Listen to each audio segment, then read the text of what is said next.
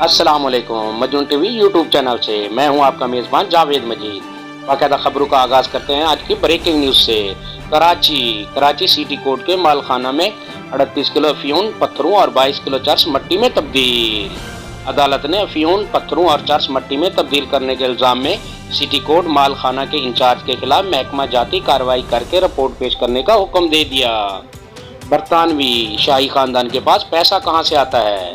شاہی خاندان کو برطانوی حکومت کی جانب سے ہر سال ایک گرانٹ ملتی ہے جسے ساورن گرانٹ کہا جاتا ہے۔ اسی گرانٹ سے اس خاندان کی روزمرہ زندگی اور مختلف سرگرمیوں سے اخراجات ادا ہوتے ہیں۔ اسلام آباد، صحافی محسن بیگ کو ایف آئی اے نے حراست میں لے لیا۔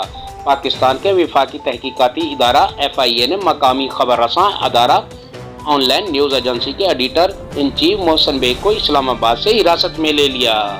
محسن بیگ کی گرفتاری وفاقی وزیر برائے مواصلات مراد سعید کی شکایت پر عمل میں آئی ہے، جنہوں نے ٹی وی پروگرام میں نازیبا زبان استعمال کرنے کا الزام عائد کیا ہے۔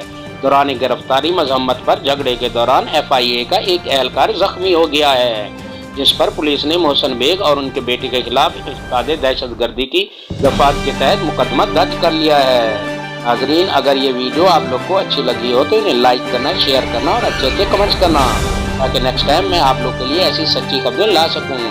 آپ اپنی میزبان جاوید مجید کو اجازت دیجیے۔ اللہ حافظ۔